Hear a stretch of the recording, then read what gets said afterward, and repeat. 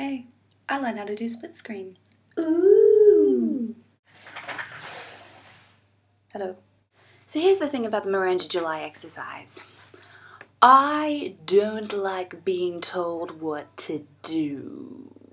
It's not so much that I don't like being told what to do. It's actually more accurately a case of if someone tells me something and claims it to be true, or tells me to do something, or whatever else, my instinct is to think, no. In my head, I need to question everything. Oh, this is really distracting me. When someone says, this is the truth, or this is what I think, or whatever else, I can never really just take that at face value. I just need to consider all the other possibilities before I can accept that it's true. And most of the time I do. I'm getting pretty good at it. Like, when I was younger, I was much, much worse at being an asshole.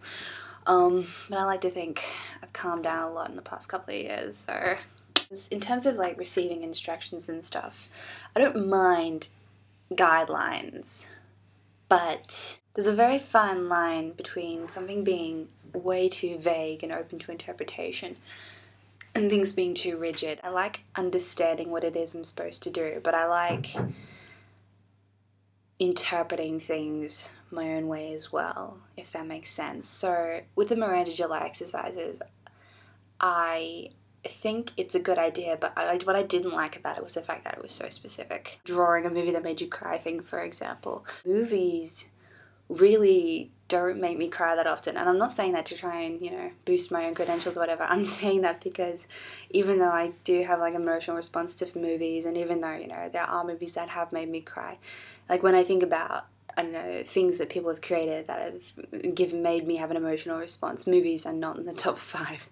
I am much more likely to, you know, have an emotional reaction towards hearing a really good song, or like seeing a musical. I've been known to bawl my eyes out during musicals, or reading books. I will very often cry while reading books, but movies, not really. The fact that we had to draw a scene from a movie that made us cry, and the fact we had to reenact one, I didn't connect with that as much as I would have liked to. But like, if I'd been able to interpret this exercise in a much more kind of open way and just do whatever, then I think I would have enjoyed it more. But that's just me being picky. It was a little bit creepy when I read the thing when she said like people like being told what to do. It reminded me a little bit of communism and like something a dictator would say. Feed the masses, they can't take care of themselves. I don't think it's a stupid thing. Like, I'm not going to sit here and criticize it and say, oh, it's bullshit, blah, blah, blah. But this is my way of responding to it, is just by saying, you know, my instinct is I don't like being told what to do. I prefer it when things are left a little more open. So I'll grant that creative arts is very open to interpretation. Like, a lot of what we do is very much a case of just, you know, this is the idea, now run with it, kind of thing. I guess the problem I have with creative arts is that sometimes it's too vague. When it says to critically engage with a text, for example, like in any other subject, I would have just assumed that meant, you know, write an essay, examine the context, examine the author's intentions, think about the content, you know, what does that mean? What does that connect to? How is the content being presented to you? And maybe that is what we're meant to be doing, but just the way it's worded, like critically engage with it, I feel like it needs something more or something different, or it's like not quite that, or I don't know. So I'm kind of questioning a lot of what I'm doing. Writing essays and blog posts has been a really weird kind of experience for me. I would not put the two forms on par, which is interesting because, like, if you think about it, something that you're broadcasting on the internet for everyone to see, that should be pretty accurate, and so what better way to put it than in an essay? But like, in every blog I've ever written, in every blog I've ever read, the tone has been very conversational and very sort of blasé. Like, it's not like formal the way I would imagine an essay to be. Like, I've always seen essays as being very, very formal, structured, kind of boring argument, while blog posts are, you know, for entertainment.